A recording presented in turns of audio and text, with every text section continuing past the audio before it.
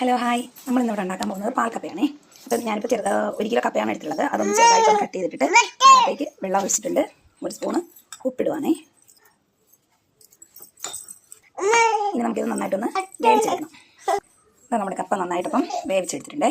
ഇനി കപ്പയിലേക്ക് നമ്മൾ 1 കപ്പ് തേങ്ങാപ്പാലാണ് എടുത്തിട്ടുള്ളത്. തേങ്ങാപ്പാൽ ഒഴിച്ച് കൊടുക്കാം. ഇനി ഇതൊന്ന് തിളപ്പിച്ചെടുക്കാം. ഇനി ഇതിലേക്ക് ആവശ്യമായിട്ടുള്ള നമ്മുടെ ചെറിയ ഉള്ളി, ഇഞ്ചി, ഇതിന് ഞാൻ കാന്താരി മുളകാണ് എടുത്തിട്ടുള്ളത്. പച്ചമുളകാണെങ്കിൽ അത് വേണമെങ്കിലും ചേർക്കാം. പിന്നെ 2 കഷ്ണം വെളുത്തുള്ളി. ഇതൊന്ന് നമുക്ക് ചതച്ചെടുക്കണം. കപ്പ നല്ലോണം തിളച്ച് വന്നിട്ടുണ്ട്. അപ്പം നമുക്ക് ഇഞ്ചിയും പച്ചമുളകും ഉള്ളിയൊക്കെ കൂടി ചതച്ച് വെച്ചില്ലേ, അതിട്ട് കൊടുക്കാം.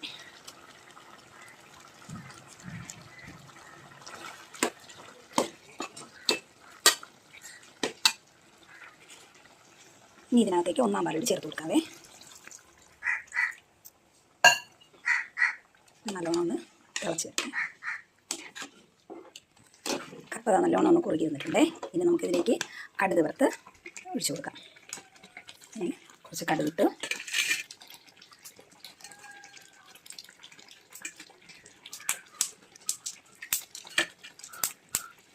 ഇതിലേക്ക് കുറച്ച് ചെറിയ ഉള്ളി അരിഞ്ഞ് വെച്ചിട്ട് കൊടുക്കാം. ഉള്ളി നല്ലോണം ഒന്ന് ചുവന്ന് വന്നിട്ടുണ്ട്. ഇനി കുറച്ച് പച്ചമുളക് ഇട്ട് കൊടുക്കാം. കുറച്ച് കറിവേപ്പില മതി. നമുക്ക് ഇതിലേക്ക് ഒഴിച്ചു കൊടുക്കാം.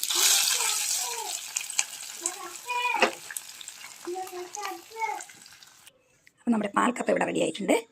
ഇത് നമുക്കിപ്പോൾ കറിയൊന്നും ആവശ്യമില്ല. വേണമെന്നുള്ളവർക്ക് ചിക്കനോ മീൻ കറിയോ ഒക്കെ ഒഴിച്ചിട്ട് കഴിക്കാനുള്ളതാണ്. ഒന്നും ഇല്ലാണ്ടായാലും സൂപ്പർ ടേസ്റ്റാണ്. അപ്പോൾ എല്ലാവരും ട്രൈ ചെയ്ത് നോക്കണം. ഞാനിതിൻ്റെ കൂടെ ഇവിടെ ഞാൻ ഇന്നലെ ചൂര മീൻ മേടിച്ചായിരുന്നു. അതിൻ്റെ തലയാണ് മേടിച്ചത്. അപ്പോൾ അതുകൂടി ഞാനിതിലേക്ക് ഒഴിക്കുന്നുണ്ട്. അതിന് കുറച്ച് ഗ്രേവിയാണ് ഒഴിക്കുന്നത്. ഞാനിതിലേക്ക് കുറച്ച് മീൻ ചാറോടെ ഒഴിച്ചിട്ടുണ്ട്. കുറച്ചുകൂടി നല്ല ടേസ്റ്റ് ആയിരിക്കും. എല്ലാവരും ട്രൈ ചെയ്ത് നോക്കണം. ഓക്കെ, അടുത്ത വീഡിയോയിൽ കാണാം.